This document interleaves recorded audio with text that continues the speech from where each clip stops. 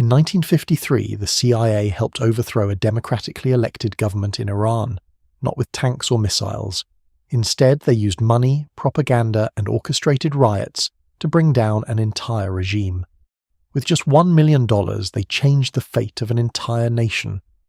What looked like a spontaneous uprising was in fact a campaign planned in the shadows, and its consequences are still shaping the Middle East to this day. Tehran, summer of 1953. The streets were filled with protests, violence, and chaos as groups clashed with one another.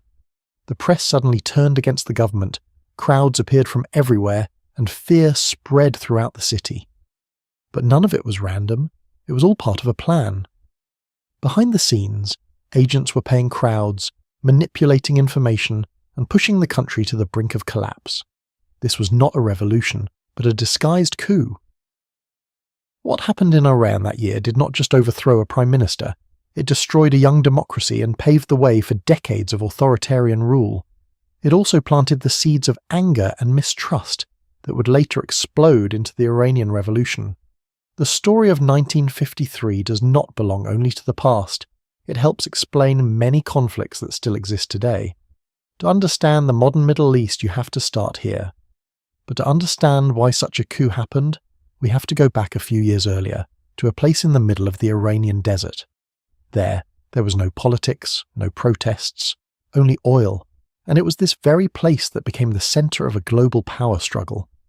Under the scorching heat of the Persian Gulf, on a muddy stretch along the Shatt al-Arab waterway, there existed a piece of land whose value far exceeded any other colony of the British Empire at the time. It was not a gold mine in South Africa, nor a tea plantation in India. What lay here was more valuable than all those resources. In the harsh desert, a vast maze of steel and fire stretched endlessly. Intertwined pipelines, towering cooling towers, and smoke rising without end. It was the Abadan refinery, the place that generated the cash flow sustaining all of Britain. By 1951, Abadan was not just a refinery. It was the largest oil refinery in the world, an industrial monster covering nearly 1 square mile in the Iranian desert. Each year it consumed about 25 million tons of crude oil and produced the fuel that powered an entire economy. From above, it looked like a giant maze of steel and fire where everything operated non-stop. And the striking fact was this: every drop of oil flowing through it, every profit generated from that black blood, did not belong to Iran. It all flowed to a single name, the Anglo-Iranian Oil Company. In London, more than 6,500 kilometres away, under its familiar grey skies, British officials viewed Abadan not as a refinery, but as a giant life support machine. Without it, Britain's economy might have stopped breathing long ago. After World War II, Britain was indeed a victor, but a nearly bankrupt one. The war against Hitler had consumed everything, from gold reserves to the strength of an entire empire. What remained was the reputation of a great power and an almost empty treasury. Meanwhile, the lives of ordinary British people bore none of the glory of victory often told in history. Food was rationed, breakfast might consist of powdered eggs instead of real ones, and clothing was distributed under wartime standards. In other words, they had won the war, but still lived as if they were in it. And in that situation, the only thing keeping the British economy from total collapse was the foreign currency earned from overseas assets. The most important of these came from a distant place most Britons had never set foot in: Iranian oil. The Anglo-Iranian Oil Company, later known as British Petroleum or BP, was not merely an energy company. For many years, it operated almost like a separate state, existing within Iran's territory. It had money, power, and influence, but did not truly belong to the Iranian people. In other words, it was a business, but it behaved like a miniature empire. Each year the company generated millions of pounds, and that money flowed straight back to London so quickly that almost no one in Iran even saw it. It fueled the Royal Navy, enabling British warships to be present across the world's oceans. It powered key industrial centres at home, keeping Britain's economy running after the war. In a time when the country was exhausted, BP became what allowed Britain to remain standing. But here was the problem. This entire wealth-generating machine was located on Iranian soil, a nation that was no longer asleep, no longer willing to be exploited, and was beginning to question its own resources. And from that question, everything began to change. Iran was an ancient civilization, existing for thousands of years with its own history and identity. Yet by the early 20th century, it was treated like a dependent territory, existing mainly to serve the extraction of resources for others. On paper, Iran was a sovereign nation, but in reality, its most important resources were controlled by outsiders. The British ran Iran's oil industry with a level of superiority that today seems almost unbelievable. In Abadan, they did not just build a refinery, they built an entire separate world, an enclave completely isolated from the rest of the country, like a piece of England placed in the Middle Eastern desert. There were cricket fields, neatly trimmed green lawns, swimming pools, and cool bungalows despite the harsh heat outside. Life in this enclave unfolded as if they had never left Europe. Food, drinks, even the smallest household items were shipped directly from London. They could sit on their verandas, sip gin and tonic, read British newspapers, and enjoy the afternoon as if they were in suburban London, except that all around them was the Iranian desert. Outside the fences, however, was an entirely different world. Iranian workers were crammed into slums built from flattened oil drums. Yet for many inside the enclave, the outside world barely existed. And this separation created not just a gap in living conditions, but also in perspective. One side controlled the resources, while the other lived on their own land, without truly owning it. This injustice was not just a feeling. It could be measured in concrete numbers. In 1950 alone, the Anglo-Iranian Oil Company earned about £170 million from Iranian oil. But Iran's share was astonishingly small, less than £16 million per year. In other words, most of the profits flowed straight to London, while the country that owned the resource received only a tiny fraction. Most ironically, the British government collected more tax revenue from the company than the Iranian government itself received. That meant the British made more money from Iranian oil than the Iranians did. This was no longer an economic agreement. It was a system where one side controlled and benefited, while the other merely watched its resources being extracted day after day. That injustice did not disappear. It did not immediately spark a rebellion, nor explode overnight. Instead, it quietly accumulated, year after year, in the minds of the Iranian people. In markets, in tea houses, in family conversations, people began asking the same question. Why was their country rich in resources, yet its people did not benefit from them? By 1951, those questions no longer remained words. They became a wave of anger spreading throughout society. The public, intellectuals, and politicians all began demanding something that seemed very simple: control over their own resources. And at the centre of that wave, one name emerged: Mohammad Mosaddegh. Mosaddegh was not a young revolutionary or a military general. He was an aristocrat, a lawyer, and a man who believed in law more than violence. But what made him different was not his background. It was his strong belief in national sovereignty. He spoke of oil not as a commodity, but as the right of an entire nation, something that could no longer remain under foreign control. Mosaddegh was elderly, frail, and often fainted in public. At times he broke into tears during speeches. At others he received diplomats while lying in bed. He even appeared at important meetings in his pyjamas, an image that many in the West mocked and dismissed. To many British diplomats, Mosaddegh was not a threat. He was merely an eccentric figure, an emotional old man who sometimes fainted in crowds and gave sentimental speeches. They ridiculed him, viewing him as unstable, even a political joke. To them, he was not the kind of person who could shake the interests of an empire, but that very underestimation was their greatest mistake. Behind that unusual exterior was an extremely sharp politician. Mosaddegh understood something the British had long forgotten: the power of national dignity. He did not speak in complex terms. He asked a simple question: why did Iran's oil not belong to the Iranian people? His argument was difficult to refute. Oil beneath Iranian soil belonged to Iran. That was not a slogan, but a principle. Mosaddegh declared it a gift from God to his nation, not a source of profit for shareholders in London. He demanded transparency in accounting and a fair 50-50 agreement, similar to what American companies had accepted in Saudi Arabia. The British response was clear: no negotiation, no concession, and certainly no sharing of control. They refused, firmly. The head of the Anglo-Iranian Oil Company at the time was Sir William Fraser, a typical representative of old imperial thinking. In his view, Iranians were simply incapable of running a complex industry like oil. To Fraser, sharing benefits was not a solution. It was a sign of weakness. He saw the Iranian government not as a partner, but as a subordinate demanding too much. Thus, negotiations barely existed.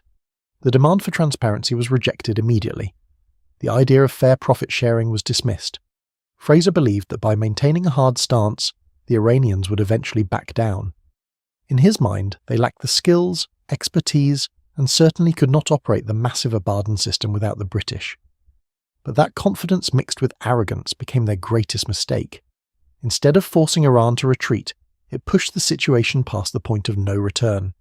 On March 15, 1951, the Iranian parliament unanimously voted to nationalize the entire oil industry. Just weeks later, Mohammad Mossadegh became prime minister. The news hit London like a shock. A scenario they had never imagined had become reality. To British leaders, this was not just an economic loss. It was a public humiliation. A nation they once saw as weak had dared to seize the empire's most valuable asset. And the message to the world was clear. The British lion, the symbol of global power, might no longer be as strong as before. In London's meeting rooms, the atmosphere grew heavy. Those in power were nearly paralysed. They understood exactly what was happening and what would come next. If they lost Iranian oil revenue, the British economy could collapse. The pound faced the risk of plunging, and living standards, already strained after the war, would fall rapidly. In their minds, the worst-case scenario became clear. Britain might no longer afford to import food. A country that had once been a global empire now risked not being able to feed itself. And in that atmosphere, a familiar reflex emerged. Military leaders proposed the most familiar solution: force. A plan was drawn up, codenamed Buccaneer. The objective was to seize Abadan Island, deploy paratroopers and marines to control the refinery and surrounding oil fields. It was how empires had always acted when their interests were threatened: send troops and take it back by force. But when the plan reached the treasury, everything changed. There was no enthusiasm, no support, only a cold conclusion. Britain could no longer afford war. An invasion would cost millions of pounds, money they simply did not have. And even if they captured Abadan, they would have to maintain forces in a country nearly the size of Western Europe. It was a burden far beyond the capacity of an exhausted economy. Moreover, the political cost was even greater. An attack on Iran could turn the entire Muslim world against Britain. Most importantly, the United States would not support them. President Truman, already entangled in the Korean War, did not want another front. He made it clear, if Britain invaded Iran, the US would not help. And without American money, Britain could not wage war. It was that simple. So the warships remained in port. Operation Buccaneer was shelved. But that did not mean Britain gave up. If they could not reclaim oil with guns, they would do it another way. No one would be allowed to touch it. A new war began, not with bombs, but with money, law, and global power. Britain imposed a full embargo on Iranian oil. The Royal Navy patrolled the Persian Gulf, ready to intercept any tanker attempting to leave port. The message was clear. Anyone buying Iranian oil would be dealing in stolen property. Companies worldwide were threatened with lawsuits. Iranian assets in British banks were frozen. Even basic goods like steel and sugar were cut off. Then came the final blow. British engineers and managers at Abadan were ordered to withdraw. In a symbolic scene, they boarded HMS Mauritius and left Iran, taking with them the operational knowledge of the refinery. The largest refinery in the world suddenly fell silent. Pipelines that once flowed endlessly became dry. Storage tanks were still full of oil, but nothing moved. The oil was still there, but the outside world could not access it. Britain was trying to strangle Iran, not with weapons, but economically, tightening every source of income, every chance of survival. They believed that by cutting off oil revenue, Iran's economy would collapse. The people would fall into poverty and eventually turn against Mossadegh. The scenario London expected was clear. Economic pressure would turn into social unrest. Unrest would turn into anger. and that anger would overthrow the government, forcing Iran back to negotiations on weaker terms than ever. But that did not happen. Mossadegh did not back down. He stood before the people and said something simple: better to be poor and free than rich and controlled. He called on the nation to take an unprecedented path, an oil-free economy. He issued bonds, urged people to accept sacrifice and hardship to defend national sovereignty, and the Iranian people responded, not with panic, but with unity. They stood by him, not just as a politician, but as a symbol of national dignity. Mossadegh became not only Iran's hero, but also a symbol across the developing world. He was the man who dared to stand up to the British Empire. In October 1951, Winston Churchill returned as Prime Minister. At 77 years old, he was a man of the 19th century living in the nuclear age. He had personally overseen the Royal Navy's transition from coal to oil back in 1913. To Churchill, the Anglo-Iranian Oil Company was not just a business. It was like his own creation. Losing Abadan was not merely an economic dispute, but a personal insult. He wanted revenge. He could not accept being challenged by a man in pyjamas. He repeatedly raised his voice in cabinet meetings, insisting Britain must show strength. He wanted to revive invasion plans and deploy paratroopers. But economic reality had not changed.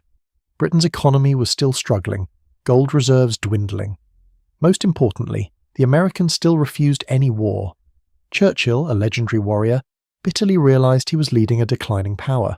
He could not send the fleet, simply because there was no money for fuel. And in that moment, he understood that if he could not use the military, he would have to act in the shadows. He needed spies. British intelligence, MI6, began planning a coup. They already had networks of agents inside Iran, embedded in the military, the press, and the bazaars. The operation was codenamed Boot. The plan was to use bribery and propaganda to create chaos in Tehran, turn the population against Mohammad Mossadegh, and install a pro-British general in power. But the plan ran into trouble. In 1952, Mohammad Mossadegh uncovered the plot. He realized that the British embassy in Tehran was essentially a spy hub. In a bold move, he expelled all British diplomats from Iran. They were forced to leave immediately. MI6 lost all its eyes and ears on the ground. Their network was decapitated. The British understood that they could not run a coup from London. They needed someone physically present in Tehran to distribute money and give orders. Churchill knew there was only one path back into Iran. He needed the Americans. He needed the CIA. But at that moment, President Truman was still in the White House, and Truman had no interest in overthrowing a legitimately elected leader just to save a British oil monopoly. In Truman's view, Mohammad Mossadegh was a nationalist, not a communist. He even sympathized with Iran's desire to control its own resources. As long as Truman remained president, Britain was stuck. But time was on Churchill's side. In November 1952, the United States elected a new president, Dwight D. Eisenhower. More importantly, Eisenhower appointed two brothers to key positions of power. John Foster Dulles became Secretary of State, while Allen Dulles became Director of Central Intelligence. The Dulles brothers were true Cold War warriors. They saw the world in black and white. To them, the world was a global chessboard, where every move was a confrontation between the United States and the Soviet Union. And Churchill saw his opportunity. He understood that he could not persuade the Americans to join a coup by talking about saving the Anglo-Iranian Oil Company. The Americans did not care about Britain's profits. In fact, American oil companies were pleased to see Britain's monopoly broken. So Churchill changed the narrative. He stopped talking about oil and began talking about communism. He sent his best diplomats and agents to Washington. There, they constructed a frightening scenario to convince the Dulles brothers. They claimed that Mohammad Mossadegh was a weak leader. They argued that the British embargo was destroying Iran's economy, pushing the country toward chaos. And in that chaos, the Tudeh party, the Iranian Communist Party, would seize power. They painted a nightmare vision in which Iran would fall behind the Iron Curtain. It must be said that fears of communism were not entirely fabricated. The Tudeh party was organized, influential in labor unions, and had infiltrated some military units. The Soviet Union also lay directly along Iran's northern border. However, this threat was greatly exaggerated to serve another goal. The Soviets, they argued, would gain control of the Persian Gulf. they would finally obtain the warm water ports they had sought for centuries, and ultimately they would control the West's oil supply. "This is not about our money," the British lied. "This is about your security. If you do not act now, Tehran will become Moscow by Christmas." It was an extremely sophisticated psychological manipulation. Churchill exploited America's paranoia to the fullest. He used fear of the Red Menace to make the Americans do the dirty work for the British Empire. Eisenhower and the Dulles brothers believed the story. They were genuinely terrified of a pro-Soviet Iran, and so they agreed to launch a joint operation. The CIA would take the lead, while MI6 would provide intelligence and contacts. The plan was renamed. Operation Boot became Operation Ajax. The budget was set at $1 million. Just $1 million to overthrow a government and seize control of an oil industry worth billions. It was one of the highest return investments in the history of espionage. The man chosen to run the operation was Kermit Roosevelt Jr., grandson of former President Theodore Roosevelt. He was the archetypal American agent, both romantic and reckless. In the summer of 1953, Kermit Roosevelt secretly entered Iran through the Iraqi border. In his suitcase was a fake passport, but inside there were no bombs or radios, only cash, stacks of Iranian reals and US dollars. The British had failed to invade with troops. They had failed to starve the country with sanctions. Now they turned to the oldest trick of all. They would buy a revolution. When Kermit Roosevelt arrived in Tehran, the city was already like a powder keg. The British embargo had taken its toll.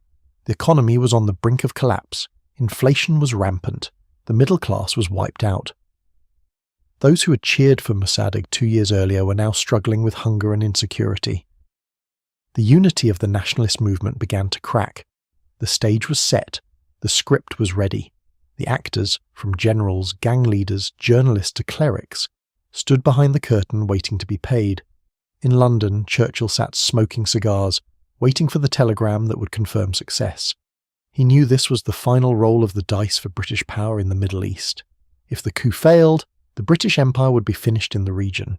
If it succeeded, they could regain the oil. But at the moment Kermit Roosevelt opened his suitcase in a safe house in Tehran, he was not just triggering a coup. He was unleashing a ghost. A chain reaction was about to begin, one that would destroy the democratic hopes of an entire nation, radicalize a whole generation, and ultimately lead to the very Islamic revolution the West still fears today. The British wanted their dividends, and in exchange they were about to purchase a nightmare that would last half a century. In the suffocating heat of August 1953, the fate of the British Empire in the Middle East rested in the hands of a single American agent, sitting in the basement of a house in Tehran. Kermit Roosevelt Jr. came to Iran with a mission disguised as politics, aimed at stopping communism, but in reality the objective was purely financial, to reclaim the assets considered lost by the Anglo-Iranian oil company. He had a budget of $1 million in cash, a network of paid agitators, and a plan that relied less on military strategy than on staged chaos. The operation, codenamed Ajax, was designed to look like a spontaneous popular uprising. In reality, it was a fake revolution bought with money. Roosevelt began by bribing the Iranian press. Thick envelopes of cash were handed directly to editors and columnists. Overnight, newspapers in Tehran were filled with fierce attacks against Prime Minister Mohammad Mossadegh. They labelled him everything at once: an atheist, a Jew, a British agent, even a communist spy. The contradictions did not matter. The only goal was to create confusion. Then Roosevelt moved to the streets. He hired gang leaders from the Zurkhane, traditional Persian gymnasiums. These were strongmen, wrestlers, and weightlifters, figures both respected and feared. For just a few $100s, they agreed to organize mobs. Roosevelt paid one group to chant pro-Mossadegh slogans while smashing shops and assaulting civilians. Then he paid another group to attack the first, shouting pro-Shah slogans. The goal was to create a sense of total anarchy, making ordinary people in Tehran fear Mossadegh's rule. British agents, still secretly coordinating with Roosevelt, provided intelligence on generals who could be bribed and clerics who could be persuaded to preach against the government. However, the coup needed a formal trigger. It required the Shah of Iran, a young and indecisive king, to sign 2 royal decrees. One would dismiss Mohammad Mossadegh as prime minister. The other would appoint General Fazlollah Zahedi, a man sympathetic to Nazi Germany and a British asset, as his replacement. The Shah was terrified. He knew Mossadegh remained popular. He understood that if the coup failed, he would lose his throne. He hesitated. His luggage was already packed, ready to flee at any moment. To give the Shah courage, the BBC played a crucial role. As the voice of London, it was turned into a political tool in 1953. The Shah agreed to sign the decrees only if he received a specific signal confirming British support. That signal would be broadcast on the BBC Persian service. Normally at midnight the announcer would simply say, "It is now midnight." But on the night of the coup, he was instructed to say, "It is now exactly midnight." The Shah heard the extra word. He signed the decrees. On the night of August 15th, the coup officially began. A colonel loyal to the Shah, commander of the Imperial Guard, drove to Mossadegh's residence to arrest him. But Mossadegh had been warned. The Tudeh party had deeply infiltrated the military and knew the coup was coming. When the colonel arrived, he did not find a sleeping prime minister. Instead, he was surrounded by military units loyal to Mossadegh, backed by tanks. The arrest failed. The colonel was captured. The coup collapsed before it truly began. Panic spread among the conspirators. Upon hearing the news, the Shah fled the country. He boarded his private plane, first to Baghdad and then to Rome, where he sat quietly in a hotel lobby, broken and convinced he would never return to Iran. In Washington, the CIA was stunned. They sent an urgent message to Kermit Roosevelt ordering him to withdraw immediately. The operation was considered a failure. The message was short: leave while you can. But Roosevelt ignored the order. He was a gambler. He understood that although the military phase had failed, the psychological war was not over. He decided to go all in. He would attempt the coup again, but this time without the army. Instead, he would use the crowds. Over the next 3 days, Roosevelt flooded Tehran with money. He emptied his safe, paying anyone willing to carry a stick or throw stones. Massive protests were organized one after another. He paid fake communists to attack mosques, knowing it would provoke outrage from religious communities.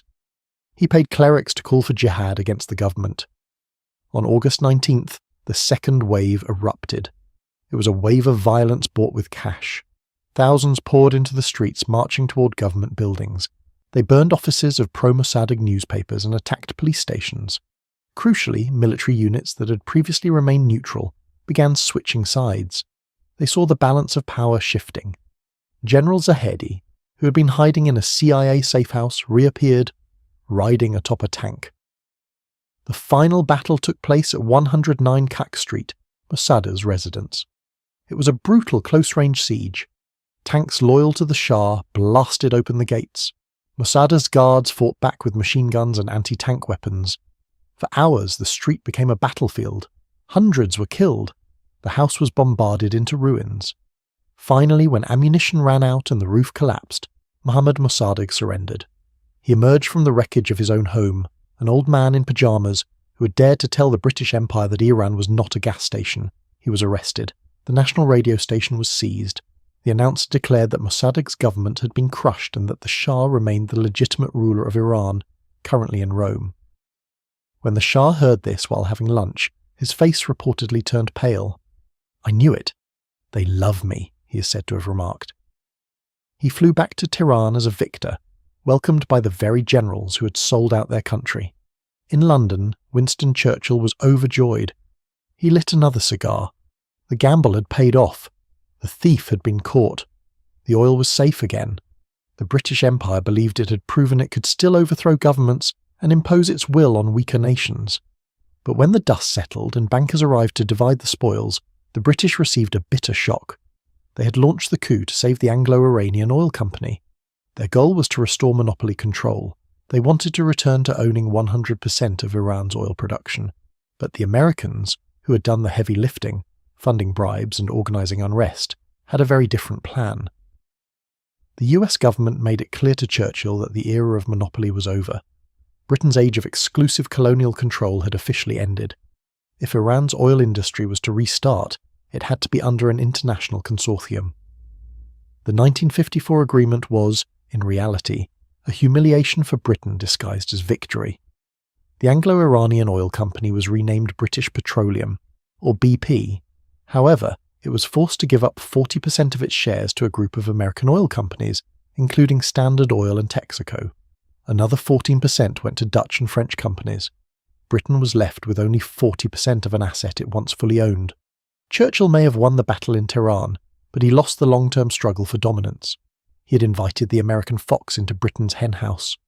The coup marked the definitive end of British dominance in the Middle East and ushered in the American era. The United States was no longer just an observer in the region, it became the dominant power. The financial cost of the entire operation was just $1 million. In many ways, it was perhaps the most efficient investment in the history of covert operations. For that price, the West secured 25 years of cheap oil. Profits began to flow again. Britain's treasury was replenished. Dividends resumed. The immediate crisis was resolved.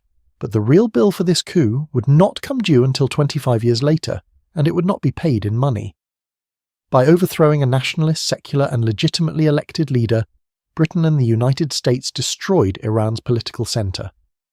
Mosaddegh was not a communist.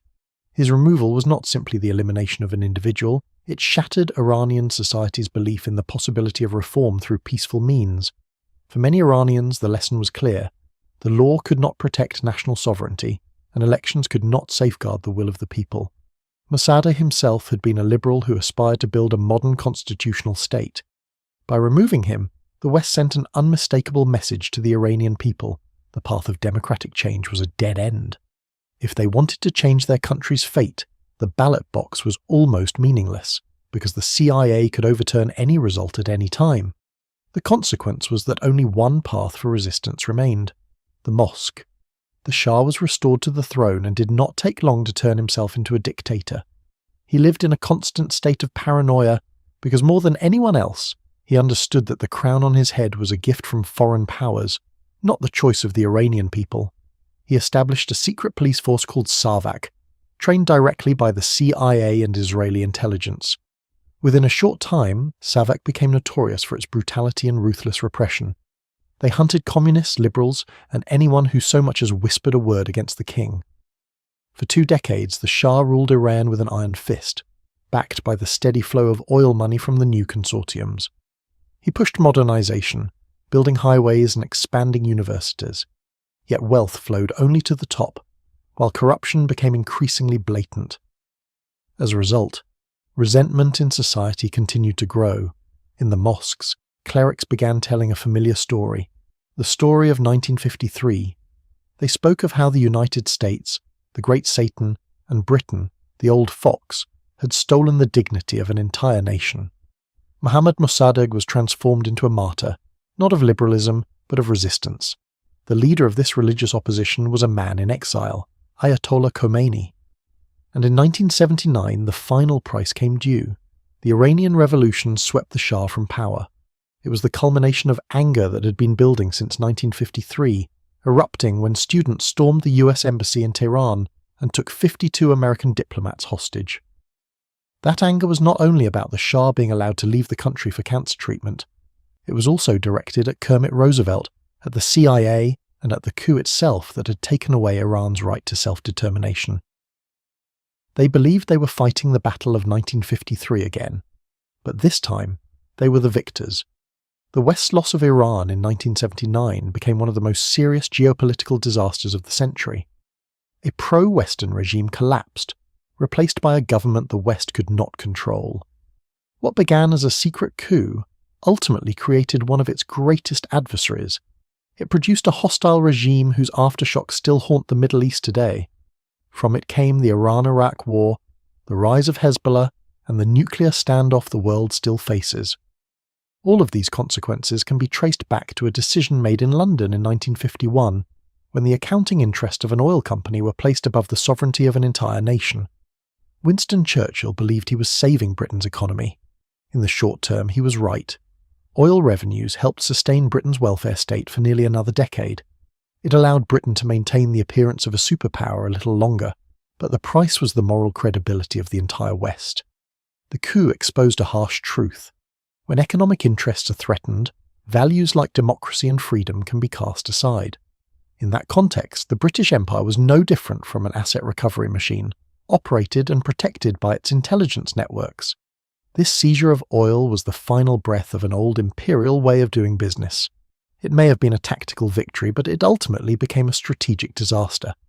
It taught the world a bitter lesson. Resources do not just bring wealth, they can also become a curse. Those who benefit from them today may be willing to strangle the very nation that owns them tomorrow when profits are no longer guaranteed. Britain lost its oil monopoly in 1954, it lost its influence in 1979, but it lost its honour in 1953 in a basement in Tehran. The millions of pounds BP earned in the years that followed have long since been spent.